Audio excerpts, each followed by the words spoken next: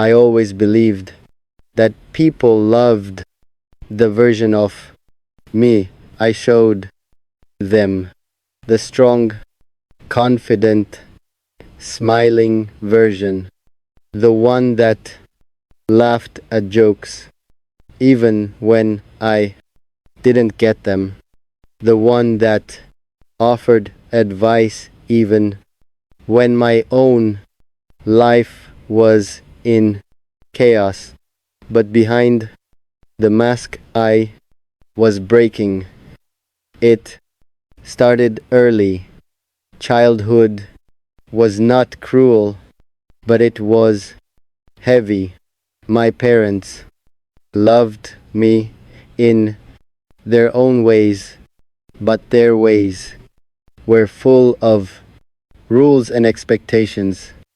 Love came with conditions. Success was praised, failure hidden. Silence was safer than honesty. So I learned. I learned to smile even when my chest felt tight. I learned to nod even when my head wanted to shake. I learned to say, I'm fine when I was not. By the time I was a teenager, I was an expert at pretending. Friends thought I was carefree. Teachers thought I was capable.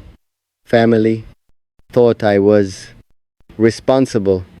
No one knew the nights I spent awake, staring at the ceiling, replaying moments where I felt invisible, where I felt unworthy.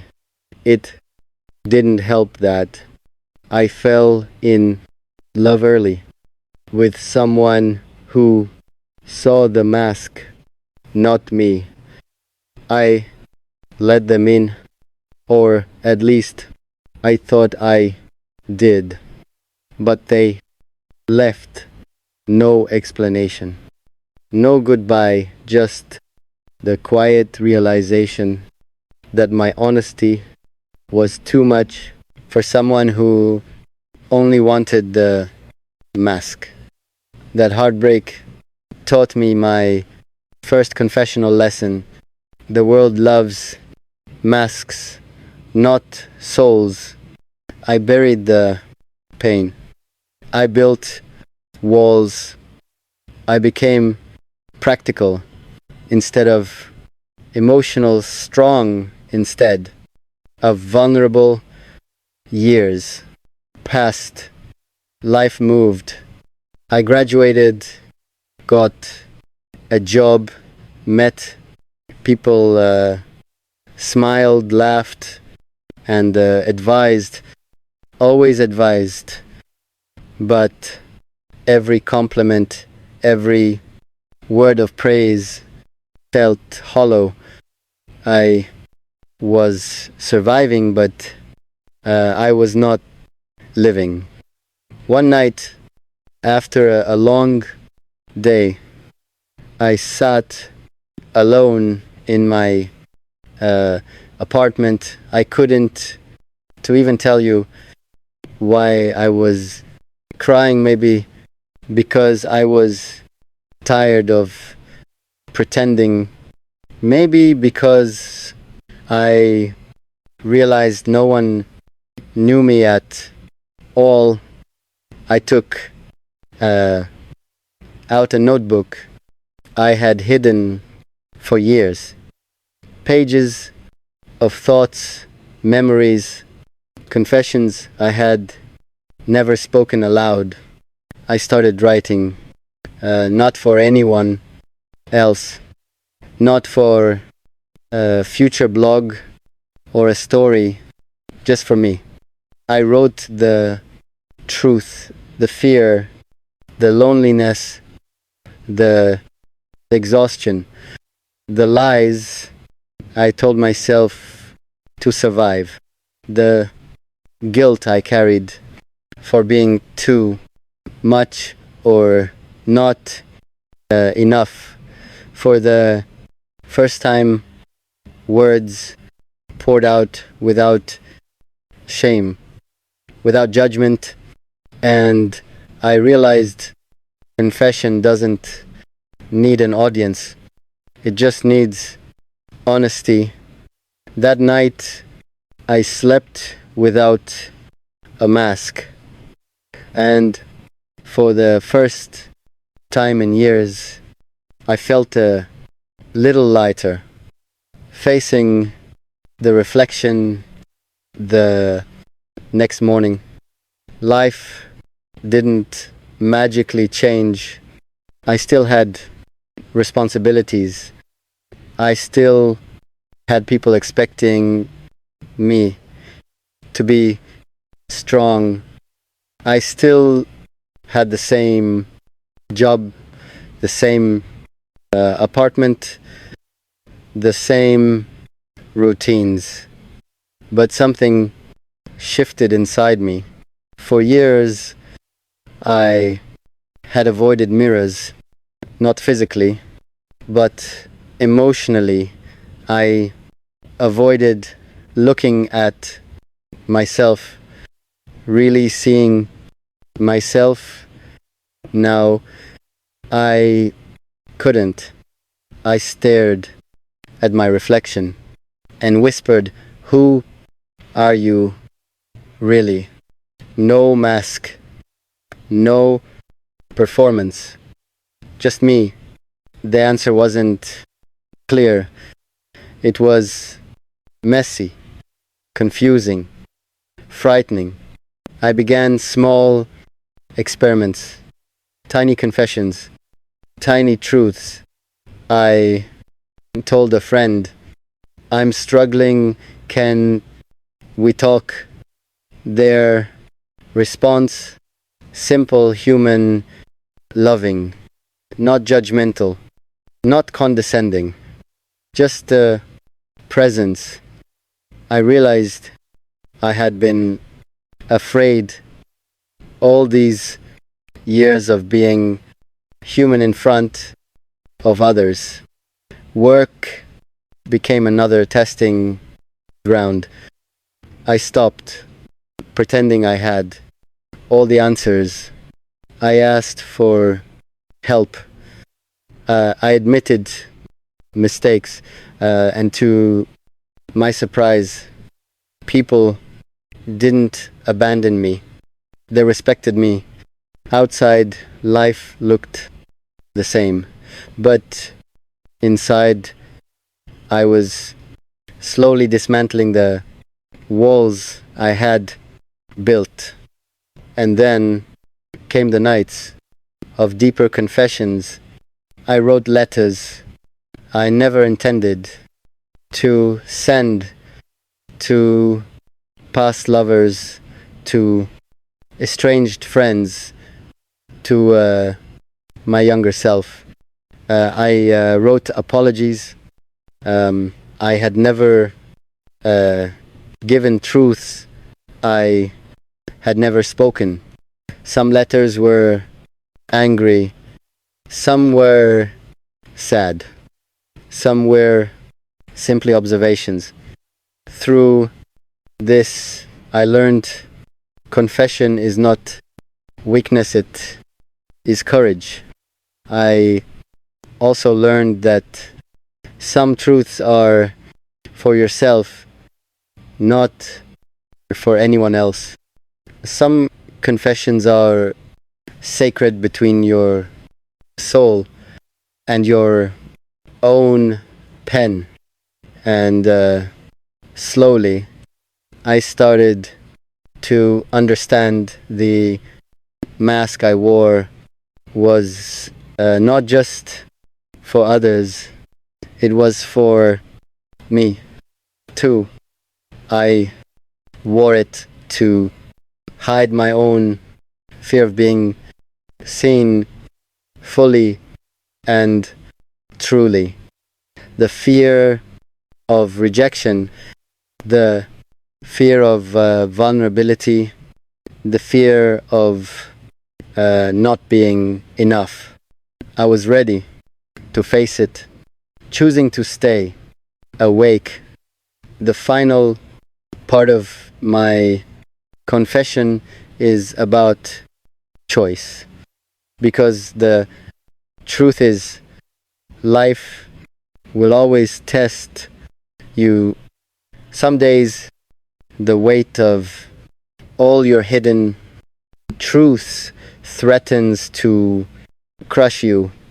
Some nights, memories of abandonment, failure, and regret return like ghosts.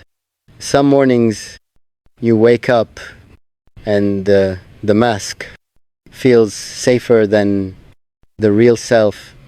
But confession, even silent, even private, teaches as you something vital. Staying awake is stronger than pretending to be asleep. I made a choice, not a dramatic, life-altering decision, not a sudden burst of courage, just a quiet, steady choice. Every day I choose to feel, I choose to speak, I choose to exist honestly. I reached out to those I had avoided, not expecting forgiveness, not expecting validation, just connection. I sought therapy. I explored emotions I had buried. I cried a lot. I laughed a lot. I wrote a lot. I realized the world doesn't owe me understanding, but I do. I owe myself honesty, and with that honesty comes a new kind of freedom. I am not healed. Some days are dark, some nights are heavy, but I am no longer hiding. I am living with my truth. If you read this and relate here, this, you are allowed to be messy, you are allowed to cry, you are allowed to break, you are allowed to ask for help. Confession is not a one-time act, it is a lifelong practice. And in choosing to stay awake, to feel, to live honestly, I found the thing I had been missing all along, myself, and I am still learning. The night I stopped lying to myself, I started noticing things I had ignored for years. The way my chest felt tight in crowded rooms. The way I laughed a little too loudly at jokes that weren't funny. The way I apologized even when I had done nothing wrong. I realized something disturbing. I had built my entire personality around making other people comfortable, even if it destroyed me. One evening, I was sitting alone in my car in a parking lot. The engine was off. The city lights were moving. People were walking. Life was happening. And I felt completely outside of it. I remember gripping the steering wheel so hard my knuckles turned white. A voice in my head said, "You don't belong anywhere." Another voice, softer this time, replied, "Or maybe you never gave yourself a chance to belong." That thought terrified me because if that was true, then my pain wasn't just bad luck, it was something I had unknowingly helped create. I went home that night and did something I had avoided my whole life. I sat in silence. No music, no phone, no distractions, just me and my thoughts. At first, my mind screamed. Memories rushed in like a storm. Childhood moments, heartbreak, failures, loneliness, shame, guilt, regret. I wanted to run, but I stayed. For the first time, instead of fighting my feelings, I let them exist. And then something strange happened. They didn't kill me. They didn't swallow me. They didn't destroy me. They just passed like waves. That night, I understood something powerful. Pain doesn't need to be fixed, it needs to be felt. Slowly, I started changing. Tiny things. I stopped saying I'm fine automatically. Sometimes I said I'm tired. Sometimes I said I don't know. Sometimes I said nothing, and that was okay. I stopped pretending to be okay for people who never asked if I truly was. I began to distance myself from spaces that drained me, even if they were familiar. It wasn't dramatic, no big speech, no emotional breakdown in front of everyone, just quiet shifts. But inside, something was healing slowly, painfully, honestly. I wasn't cured, but I was no longer at war with myself, and that changed everything.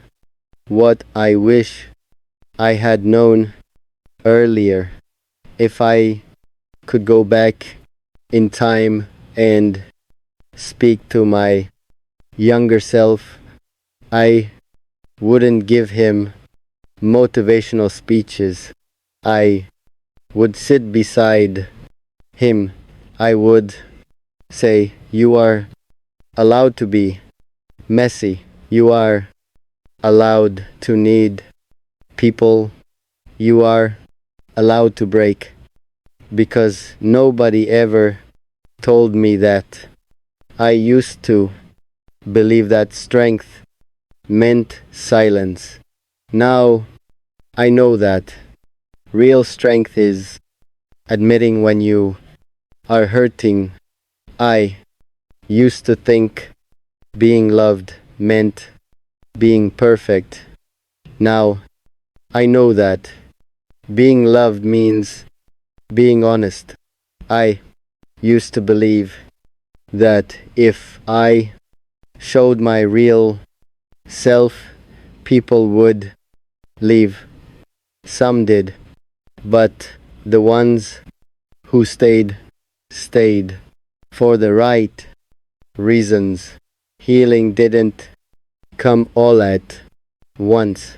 Some days were still dark. Some mornings I woke up with that familiar heaviness in my chest. Sometimes the old thoughts came back, but now, instead of fighting them, I spoke to them. I see you. You don't get to decide my life. That is what changed. Not the absence of pain, but my relationship with it. I started writing again, not to impress anyone, just to breathe. I started saying no without guilt. I started walking away from conversations that felt toxic. I started